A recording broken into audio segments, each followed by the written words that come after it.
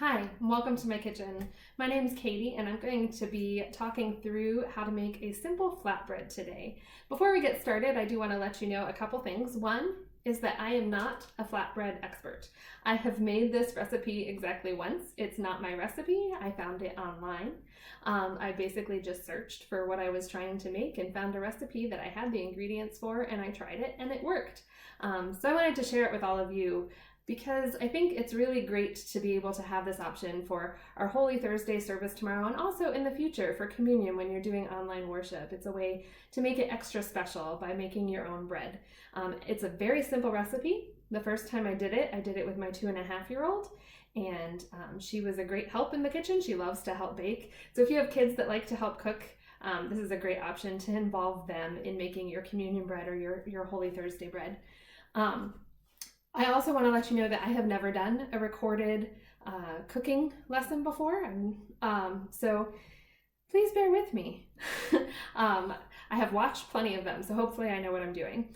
But with that being said, welcome to my kitchen and let's get started. Like I said, this is a really simple recipe. It only requires ingredients that I'm sure you already have on hand: flour, salt, baking powder, maple syrup or sugar, olive oil, and some water. And if you have those things, you have what you need to make a nice simple flatbread. So to start off, I'm gonna turn the recipe on my phone because, like I said, not my recipe. Of course, my phone doesn't cooperate. So to start off, we're gonna make the dough with the flour, and I don't follow the whole pour rule. If you're a better baker than I am, maybe you pour your flour, but I'm a scooper.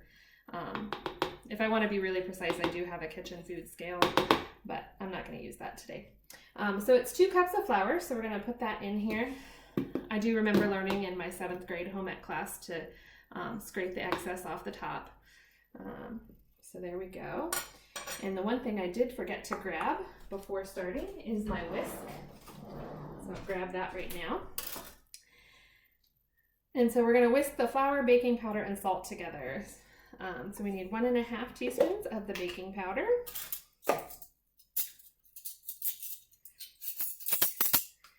I don't know about you, but I really enjoy cooking, but I don't really like cleaning up. So I like finding recipes like this that are really simple and I can make fairly quickly. They don't make a huge mess in my kitchen, but they feel special. So that's what I usually look for in a good, simple recipe. And then we need a teaspoon of salt. I don't usually measure salt. That's something my mom never did. But this recipe, the first time I made it, I found it wasn't quite salty enough. So I want to make sure I get as much salt as it calls for in there, maybe even a little bit more. Yeah, that's definitely more than a teaspoon. We're going to just throw that in there anyway. So we're going to whisk those together. Just really simply, this is Caroline's favorite part. If you know my daughter, she's 2.5 and she has 2 whisks of her own and she loves using those. And then you're going to make a well in the middle to put in the olive oil, syrup, and the water. And I forgot to get my water, so I will be right back. All right, I have my water now. So in this well in the middle of my bowl here, I'm going to add a tablespoon of maple syrup.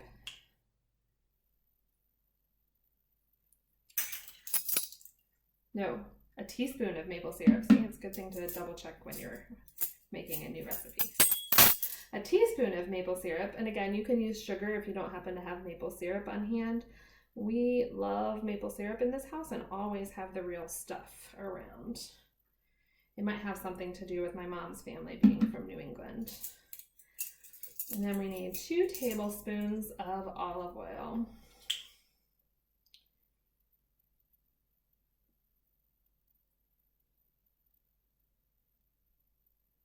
One.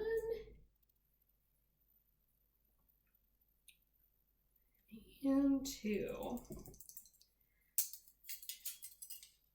And then you're going to add most of the water, but you don't want to add quite all of it just yet until you see how much liquid you need. So just save a little bit back And then start mixing with a rubber spatula or a spoon is good for this part. And again, I'm cheating. This is what the recipe says, not my words. Not exactly my words. I'm paraphrasing. But yes, my dough is not coming together, and just like the other time I made it, I do need to add all of my water. And add the rest of that. Keep mixing it up till it comes together as a dough. And we are going to knead this in just a moment.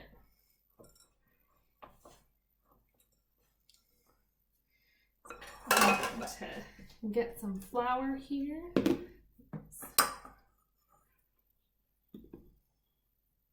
Close up my olive oil before I spill it all over the place. That would be problematic.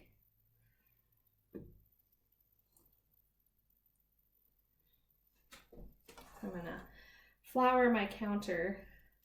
I bought this thing for rinsing quinoa, actually. It comes in handy for baking. Oh, I'm sorry. I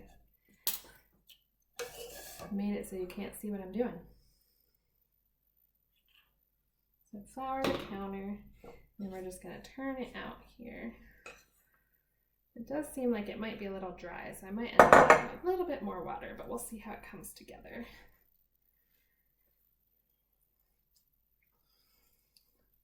It's still got a little sticky to it. So we're just going to knead it a few times so that it comes together really well as a dough.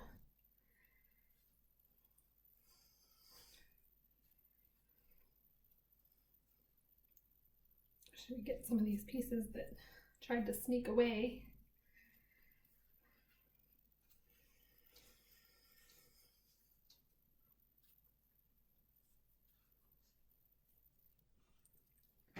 And don't need to knead it for very long, just a little bit until it comes together in a ball.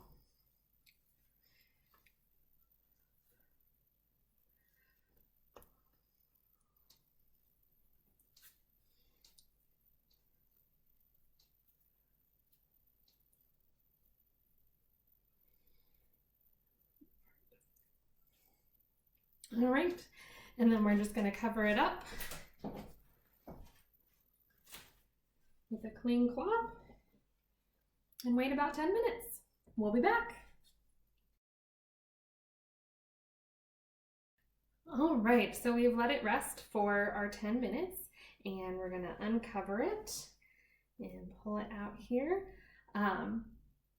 And we're going to divide it out now into 6 parts. I was able to clean up, so hopefully you can see a little bit better what I'm doing here. Some of that has dough in it. So we're going to divide it into 6 about equal parts. They're not very big. This is going to make 6 flatbreads. And they don't have to all be exactly even because they're going to cook individually. So if you have some that are smaller and some that are bigger, that's totally fine. And then you're going to dust them in flour. So I'm going to do a little bit. I have my flour still down on the counter. I'm actually going to clean a little bit of that up because I have a lot of flour down here. Dust it in flour, and I'm going to use my daughter's rolling pin because I like that it's nice and little for this recipe. I have a rolling pin, but it's a little bit large. And for something this small, this little blue one is perfect. So you're going to roll it out between an 1/8 and a 1/4 inch thick. If you have it a little bit thicker, it'll be a little softer in the middle, a little thinner, and it'll be a little less soft. So however you like your flatbreads. And then we'll just set that to the side and do the next one.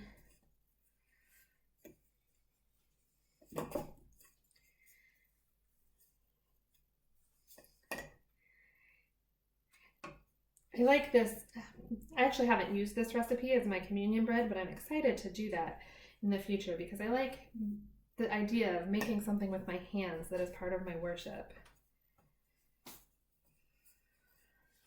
There's 2. This one's a little bit bigger. I might pull a little bit off here. I'm just making it up as I go. So true confessions, how many of you did it bother that I left a cabinet open during the whole last thing and it was a mess inside my cabinet? A lot of people I know that I've lived with now or in the past get annoyed by my habit of leaving cabinets open. And I didn't even notice till I was watching the video while I was waiting my 10 minutes.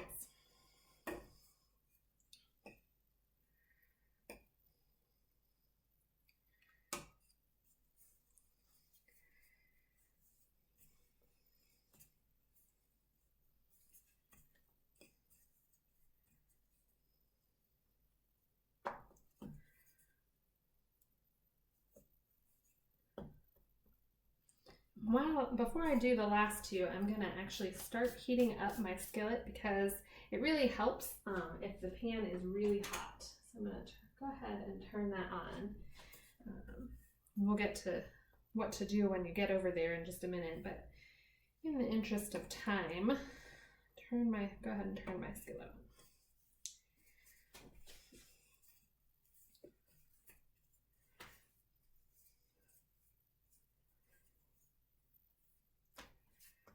I like to turn them over just because I want to make sure that neither side is sticky.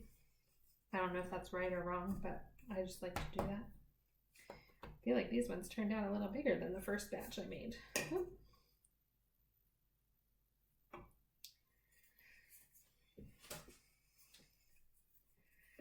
And there we go. And so we have 6 flatbreads. They're all unique, just like each and every one of us. They also won't be perfect, just like each and every one of us. But we're all welcome at the communion table, and that's what really matters. All right, so we've got our flatbread. I'm gonna take a quick pause so I can reposition my camera and you can see what I'm doing when I cook them on the stove. So I'll be right back. So here we are at my stove. I have a cast iron skillet. I mostly use this one because I have it. I got into the sourdough craze right at the beginning of the pandemic and needed a cast iron Dutch oven, and it was only available in a set. And I found that I use this a lot. My sourdough, long gone, but I really like the skillet.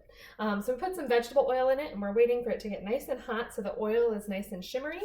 And then once it gets hot, we'll start cooking the flatbread. I think we're good to go. So we're just gonna take our flatbread here, place it in. And I can fit 2 in mine, at least this time. I'm not sure if I will be able to every time, but I can fit 2 in there, and we just let them cook for a moment.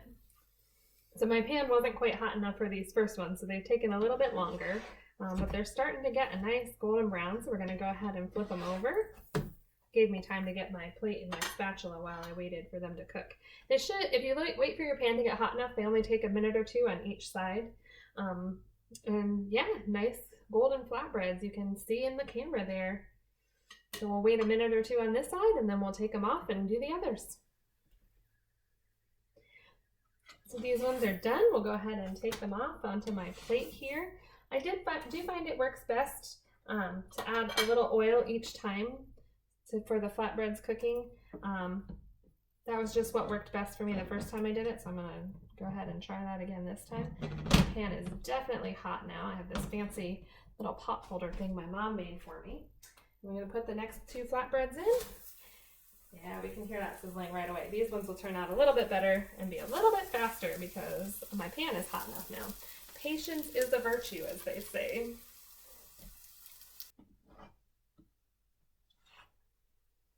Oh yeah, these ones are looking good.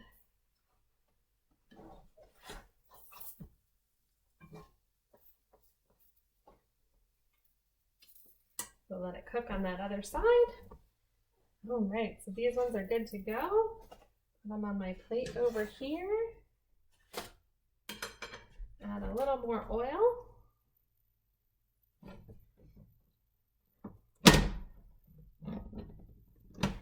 Put these last 2 in.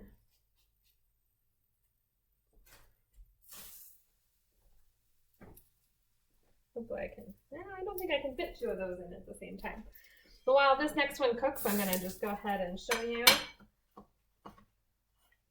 This is what one of the flatbreads looks like. Sorry, I went too close to the camera. It's still a little bit warm. Nice crumb inside. It's really delicious with hummus or other dips. It is still very hot, but very tasty. So if you're looking for a recipe to make some flatbread for your Holy Thursday service, for communion, or just because you like flatbread, this is a great one to try. And we look forward to worshiping with you soon at Northwest. Have a great day.